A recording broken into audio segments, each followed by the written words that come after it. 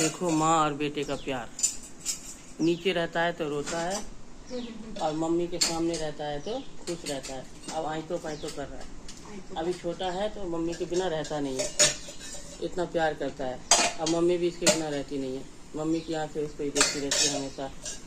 और जब बड़ा हो जाएगा, जवान हो जाएगा तो मम्मी खराब लगने लगेगी, कहेगा मम्मी तो बहुत बूढ़ी है, बेकार है, अच्छी नहीं लगती है, पत्नी अच्छी लगेगी इसको तो, है ना।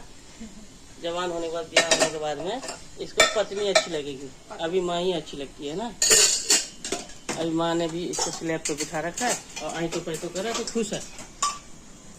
बच्चा मम्मी को देख रहा है, अब मम्मी बच्चे को देख रही है, दोनों खुश हैं।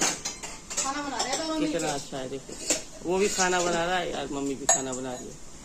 और देखो ये है मम्मी और बेटे का प्यार।